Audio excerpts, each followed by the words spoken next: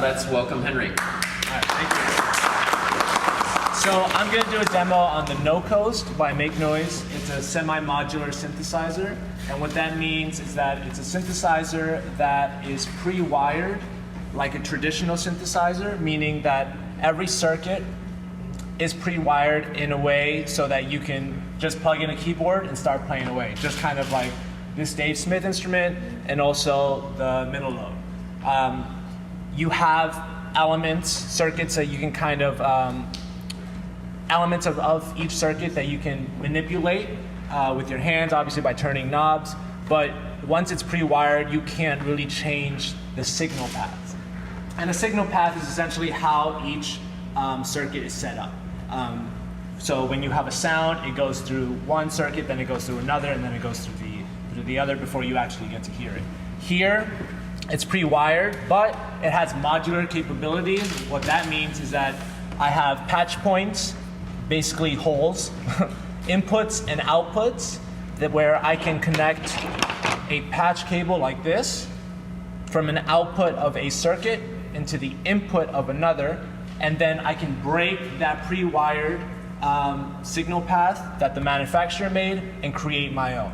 This allows me to create a lot more, one allows me to have more creative control in terms of like how I patch and how I create sounds, and allows me to create more complex sounds.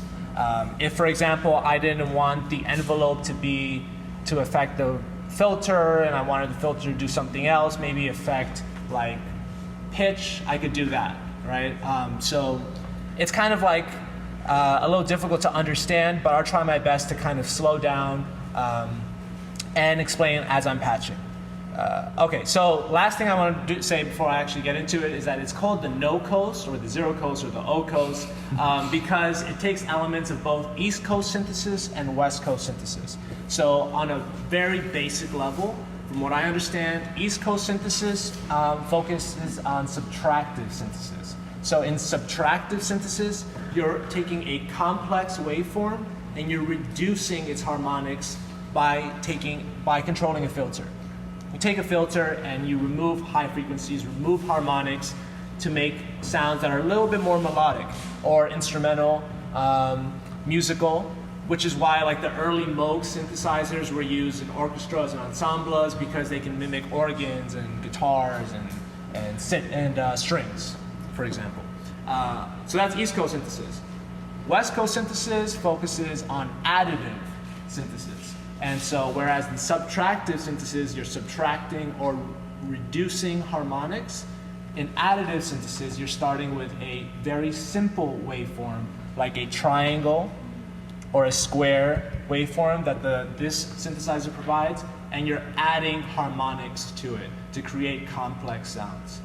I think this one leans a little bit more towards West Coast than East Coast, but mainly because of the patching capabilities. But that's basically it. No Coast because it takes elements of both East Coast and West Coast synthesis. Okay, so first thing I want to do is I want to hear sound. If I had a keyboard attached to it with a MIDI connection, I could automatically start playing. I don't need to patch anything at all. But because I don't have a MIDI keyboard connected to it, I'm going to take a patch cable, go to my clock output, connect it there, and then go to the input of my gate. A gate kind of is like what a gate is in the real world. It opens and closes. And the way I think of it is that it turns on and turns off a sound. It opens, it sends voltages to that circuit so that it basically turns on, closes and opens the circuit that allows sound to go through. It's kind of how I think of it. I don't know if there's an easier way. Like a light switch. Yeah, like a light switch. Because the clock is going to be like just the thing that pushes the switch up and down, up and down. Right, exactly. Yeah. So let's hear what that sounds like. Oh, and last thing, control voltage. What I'm doing now, it's patching, but it's also called CV patching. And the reason is because I'm using voltages to control certain circuits in the synthesizer. So the clock is sending a voltage to the gate, and then I can tap a rhythm. Okay? What's kind of humbling about that is that you can't control voltages. You can't control electricity. You you can't control the thing that I consider a synthesizer to seem organic, because electricity runs through us and all that. I think when you're sending voltages, you have to know what the voltage of the output is doing to the input of another. But sometimes, unlike a synthesizer where you can set a preset and go back to it, even if I put the knobs exactly where I left them, it'll never really sound the same, because electricity is running at its own pace.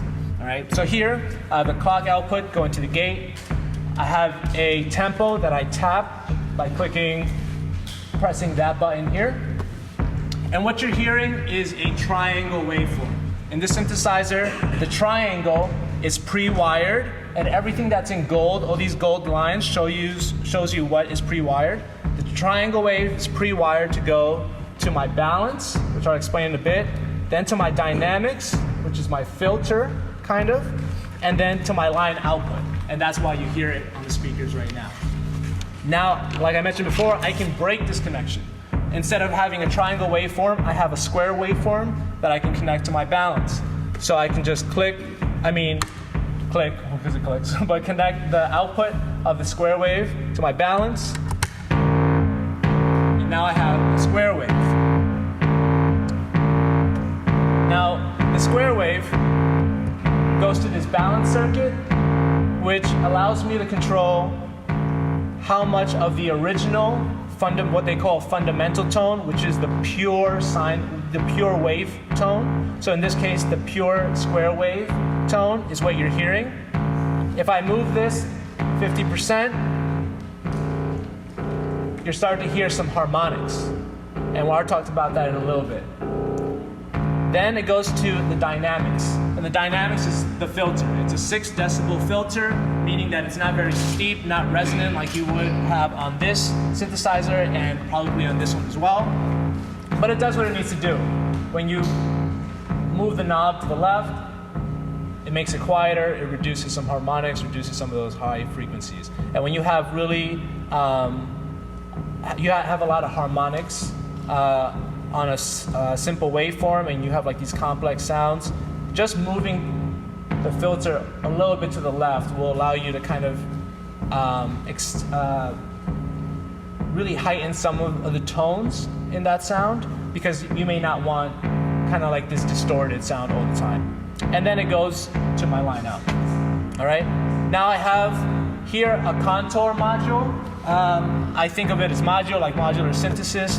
But in this circuit, it's basically in my envelope, just like we explained here. So my onset is my attack. If I move it up, you see it doesn't have that immediate hit. All right. Then I have a sustain.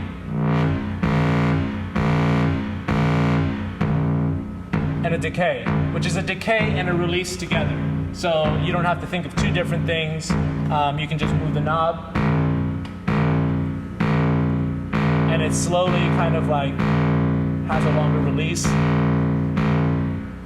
And then this knob allows you to control this envelope as either being more exponential, which is, think of curves for exponential. So when something is, the way the envelope is shaping the sound, there'd be curves, meaning there'd be more,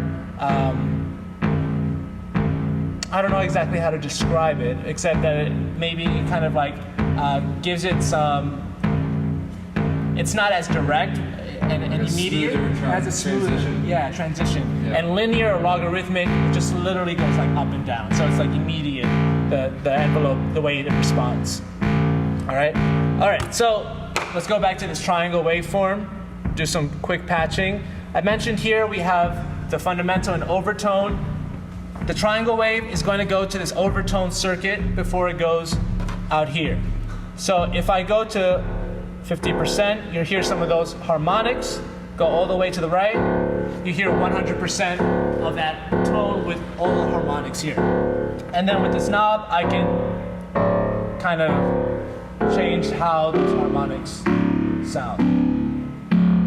Now then this circuit that provides those harmonics then is being fed to a wave folder that's called the multiply circuit. And what that does is Did you say folder, like fold? like it folds, except here it multiplies the harmonics up to 5 times.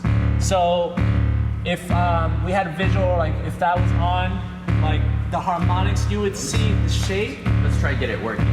Yeah, it'd be really interesting to see. Yeah, because that's super cool.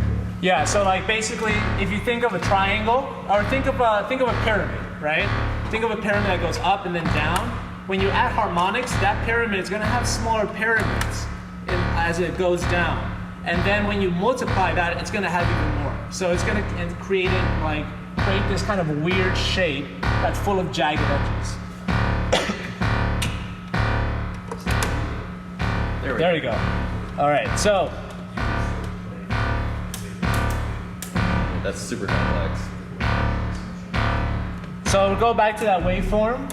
That's a simple waveform. That's a simple triangle. There you go. There you go. Okay, so it's kind of like this kind of up and down shape that has kind of more of a round, seemingly kind of round edges, but it's not as sharp as like a saw wave.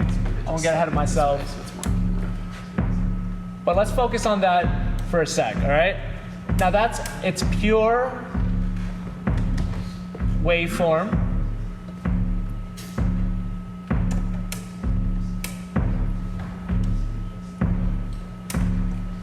All right, and then if I start moving and adding harmonics,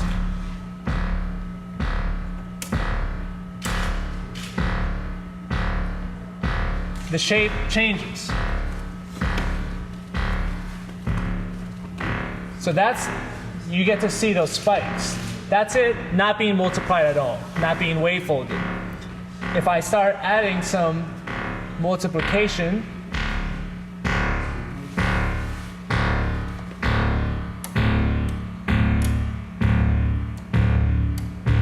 there you go. Yep.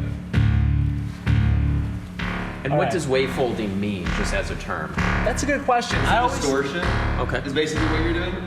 So you're taking a smooth wave and you're just distorting it. So you're just pushing peaks in different places. So it's taking a straight line and you're folding it into pieces. So it gets. And so wherever you hear peaks, you're hearing just that one frequency that gets pushed up. So like when you have an EQ and you grab like one part of it and you peak one part down or up, like that's wave folding. Like it's the same sort of thing, but with a pure wave. So you're just saying, let's hear this one frequency more.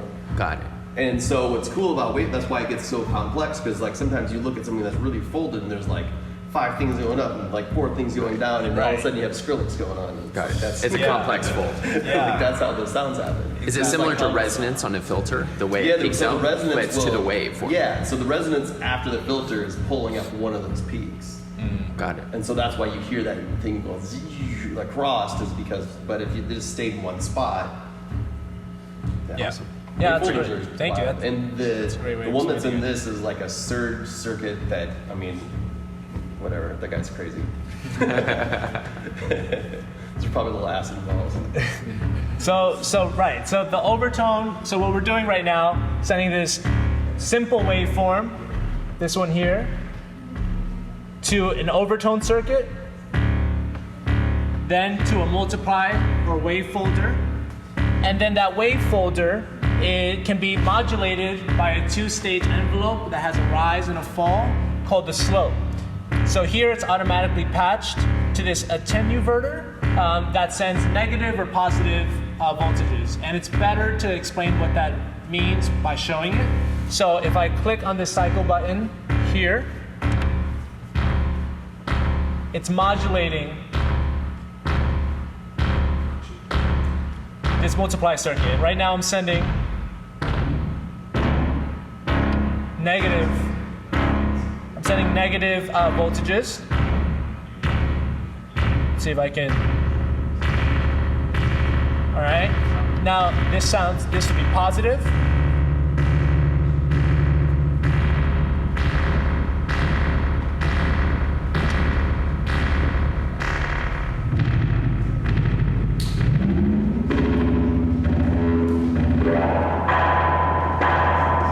So you can have a lot of different sounds multiplier. But again, I can break that connection. Can you turn down a little bit so we can hear you? I can break that connection by, instead of modulating the multiply circuit, I can go to the overtone,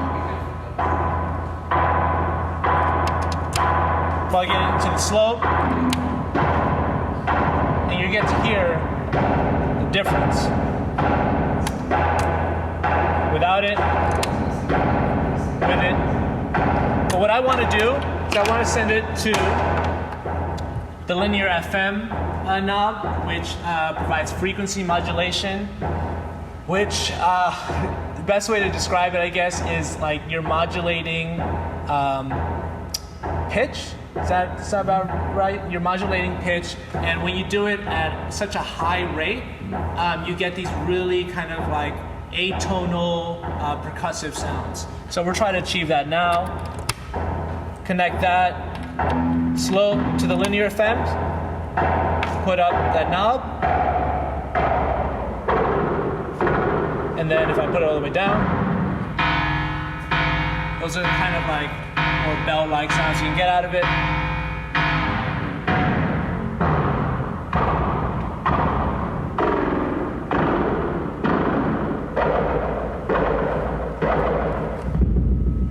So now I keep thinking sine waves, but my triangle wave is now sounding like a kick, a bit, right? So now that changes. It's being modulated by this frequency modulation, and the overtone sound sounds like that. Now, another cool thing I can do is that instead of sending out the voltage from a triangle wave to my balance, just so I can hear what that triangle wave sounds like, I can send that audio rate voltage to a circuit and then cause like it to do something else completely. Maybe add some distortion or something like that. So I'll send the triangle wave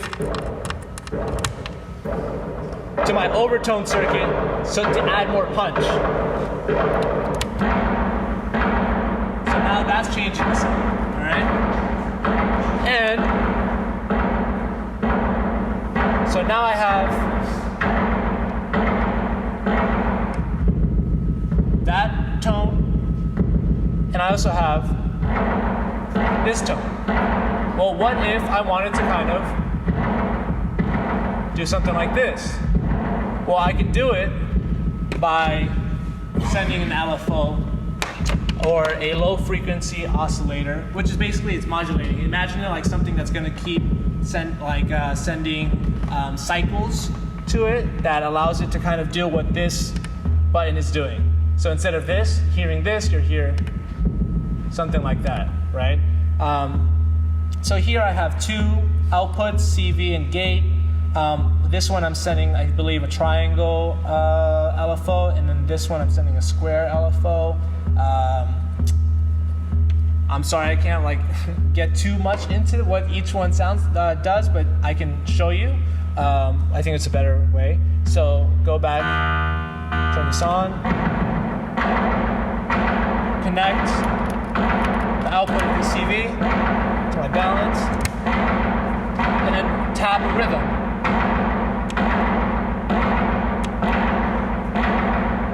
And hopefully it should do something.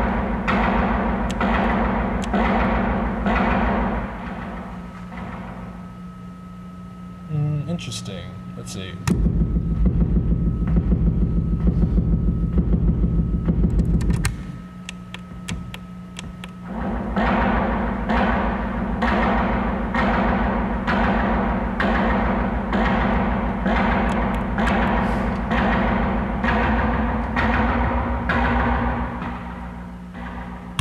Well, it's not exactly working the way I thought it would. It's part of the game. Fortunately. Yeah. Let's see if it's a gate. Is this the right balance input? Oh, yeah, you're right. Exactly. Okay. So I'm sending it to the wrong one. Let's send it to this one. There you go. Yeah.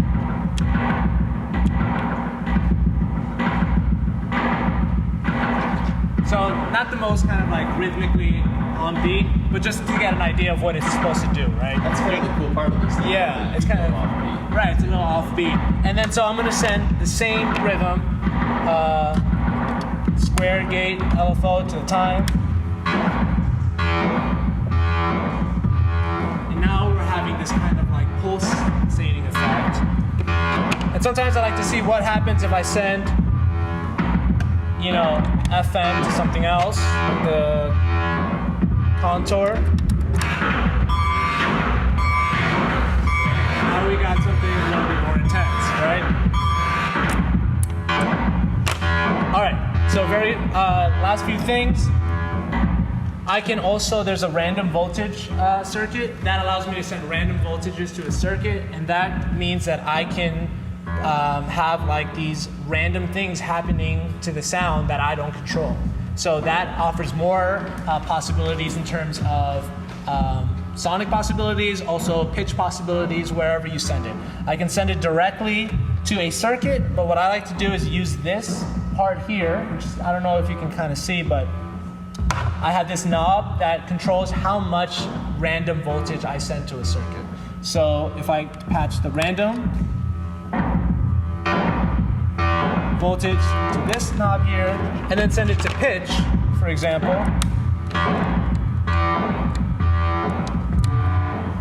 and then move this knob up, sending random voltages, and you get random pitch sounds. I can also send that to the multiplier.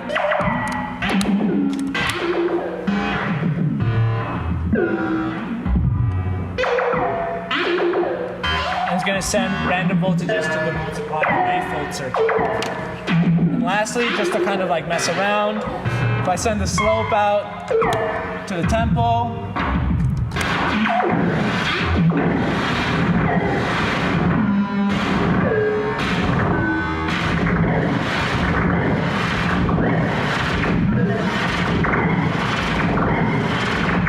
sometimes it's hard to get it where I want it.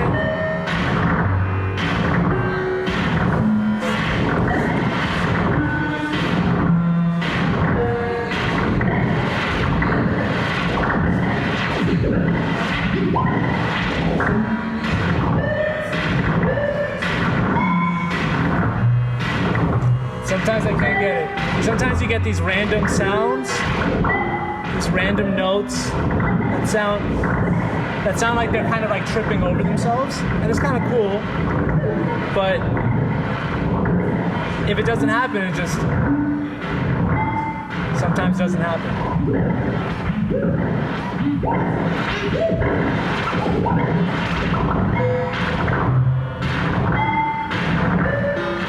Well, I can't do it.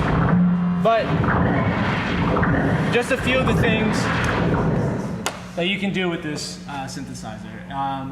This is kind of like an extreme example, but maybe not really. You know what I mean? Like probably more extreme. But So how'd you make that again? huh?